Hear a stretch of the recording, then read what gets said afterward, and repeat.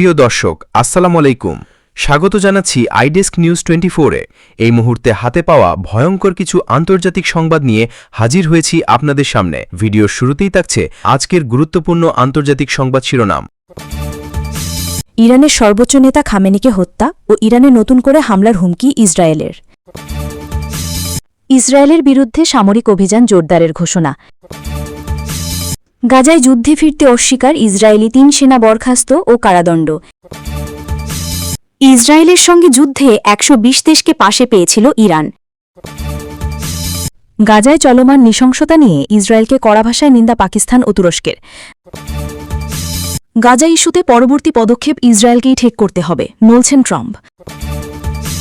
এতক্ষণ শুনছিলেন সংবাদ শিরোনাম, এবারে বিস্তারিত।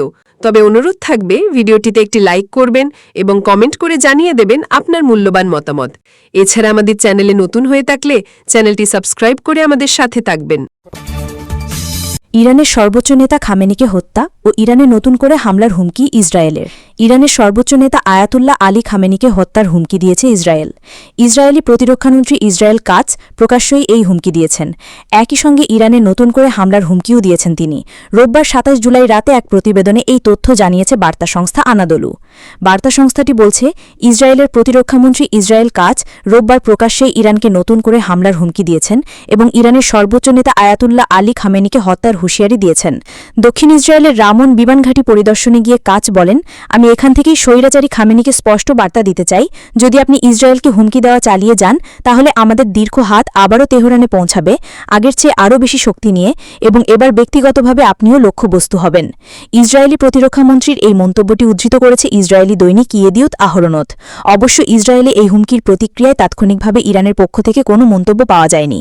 এর আগে গত ১৩ জুন ইসরায়েল ইরানের সামরিক ও পারমাণবিক স্থাপনায় বিমান হামলা চালালে দুই দেশের মধ্যে ১২ দিনের সংঘাত শুরু হয়। পাল্টা জবাবে তেহরান ক্ষেপণাস্ত্র ও ড্রোন হামলা চালায়, আর যুক্তরাষ্ট্র ইরানে ৩টি পারমাণবিক স্থাপনায় বোমা হামলা চালায়। অবশেষে এই সংঘাত গত ২৪ জুন যুক্তরাষ্ট্রের মধ্যস্থতায় হওয়া এক যুদ্ধবিরতির মাধ্যমে স্থগিত হয়।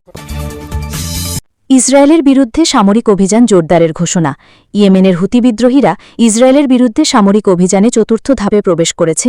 নতুন ঘোষণায় তারা জানায়, এবার থেকে ইসরায়েলি বন্দর ব্যবহারে জড়িত যে কোনো দেশের যে কোনো কোম্পানির জাহাজ তাদের হামলার লক্ষ্য হবে, যদি তা হুতিদের ড্রোন বা ক্ষেপণাস্ত্রের আওতায় পড়ে।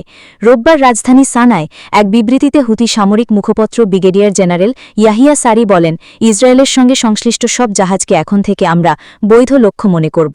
গাজায় চলমান যুদ্ধকে গণহত্যা বলে উল্লেখ করে হুতিরা আন্তর্জাতিক সম্প্রদায়ের নীরবতাকে দায়ী করেছে।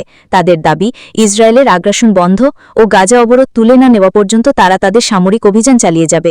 হুতিদের পক্ষ থেকে সব আন্তর্জাতিক শিপিং কোম্পানিকে সতর্ক করে বলা হয়েছে, ইসরায়েলি বন্দর ব্যবহারের সম্পৃক্ততা বন্ধ না করলে তাদের জাহাজও হুমকির মুখে পড়বে। তবে হুতিরা জানিয়েছে, যদি ইসরায়েল গাজায় সামরিক অভিযান বন্ধ করে এবং অবরোধ প্রত্যাহার করে তাহলে তারাও সব ধরনের হামলা স্থগিত করবে। ইসরায়েলের সঙ্গে যুদ্ধে ১২০ দেশকে পাশে পেয়েছিল ইরান। ইসরায়েলের সাম্প্রতিক আগ্রাসনের বিরুদ্ধে বিশ্বজুড়ে সমালোচনার ঝড় উঠেছে। ইরানের পররাষ্ট্রমন্ত্রী আব্বাস আরাগচি জানিয়েছেন, বিশ্বের ১২০টি দেশ ইসরায়েলের হামলার নিন্দা জানিয়ে ইরানকে সমর্থন জানিয়েছে।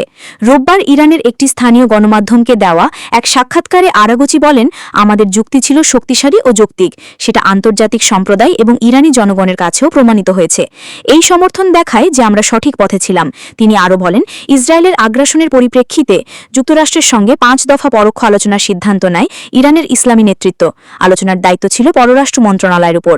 আরাগচির মতে, আলোচনা না করলেও যুদ্ধ এড়ানো যেত না, বরং আলোচনা করে ইরান আন্তর্জাতিক মঞ্চে নিজেদের বৈধতা তুলে ধরতে পেরেছে। তিনি বলেন, যদি কেউ বলেন আমরা আলোচনায় গিয়েছি বলে যুদ্ধ হলো, আমি বলবো আলোচনা না করলেও যুদ্ধ হতো এবং সম্ভবত আরও আগেই শুরু হতো।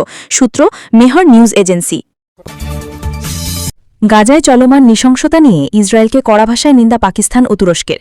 গাজায় চলমান নৃশংসতা নিয়ে ইসরায়েলকে কড়া ভাষায় নিন্দা পাকিস্তান ও তুরস্কের। গাজায় ইসরায়েলের চলমান নৃশংসতা ও মানবিক বিপর্যয় নিয়ে তীব্র উদ্বেগ জানিয়েছেন পাকিস্তান ও তুরস্কের শীর্ষ কূটনীতিকরা। সোমবার ২৮ জুলাই এক প্রতিবেদনে এই খবর দিয়েছে জিও নিউজ। রোববার এক টেলিফোন আলাপে পাকিস্তানের উপপ্রধানমন্ত্রী ও পররাষ্ট্রমন্ত্রী সিনেটর মোহাম্মদ ইশক দার তুরস্কের পররাষ্ট্রমন্ত্রী হাকান ফিদানের সঙ্গে বিস্তারিত আলোচনা করেন। দুই নেতা গাজায় ইসরায়েলি বাহিনীর অব্যাহত আগ্রাসন, ব্যাপক দুর্ভিক্ষ, জবরদস্তি অস্বস্তিমূলক বাস্তুচ্যুতি এবং নিরীহ মানুষের প্রাণহানির ঘটনায় গভীর উদ্বেগ প্রকাশ করেন।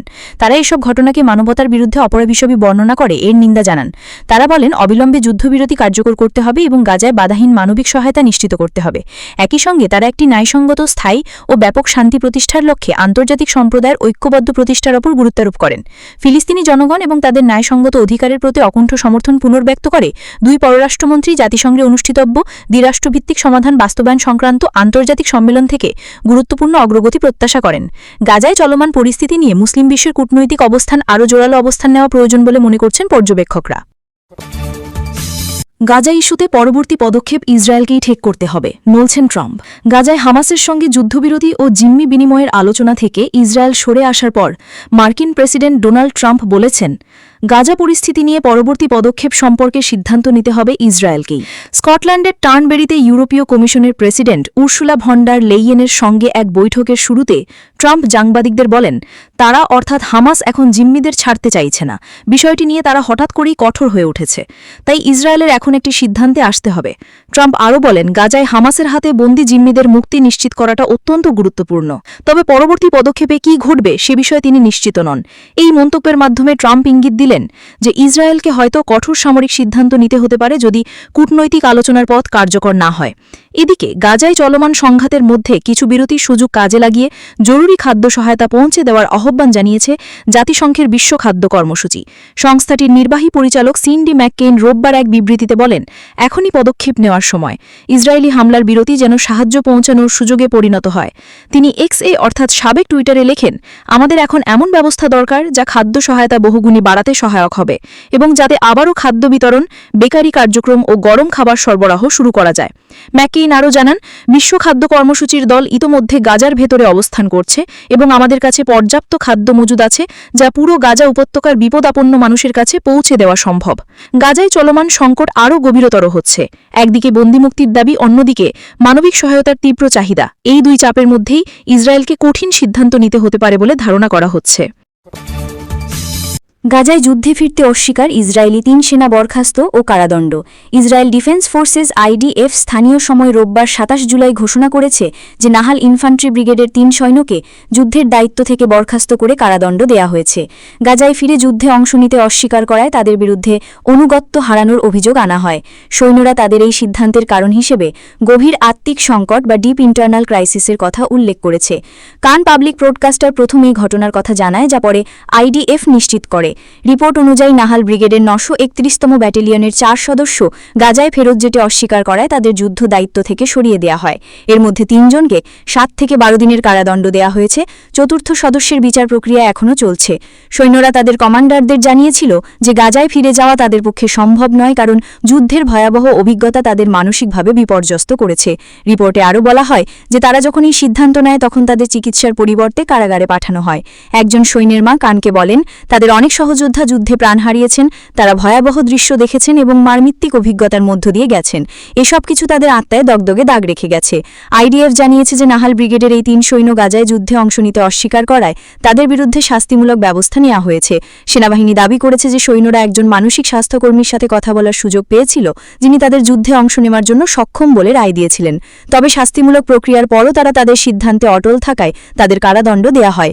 আইডিএফ বলেছে যে এই বিষয়টি সংবেদনশীলতার সাথে এবং নিয়ম অনুযায়ী সমাধান করা হয়েছে এবং যুদ্ধের সময় অনুগত্য হারানোকে গুরুত্বভাবে নেওয়া হয়। এই ঘটনার মধ্য দিয়ে ইসরায়েলি সেনাবাহিনীর মধ্যে ক্রমবর্ধমান মানসিক চাপ ও অনাগ্রহের বিষয়টি আবারও সামনে এসেছে। গাজা যুদ্ধ শুরুর পর থেকে সেনা সদস্যদের মধ্যে আত্মহত্যার ঘটনাও বেড়েছে।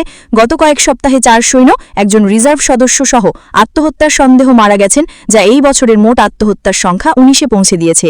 সূত্র টাইমস অফ ইসরায়েল।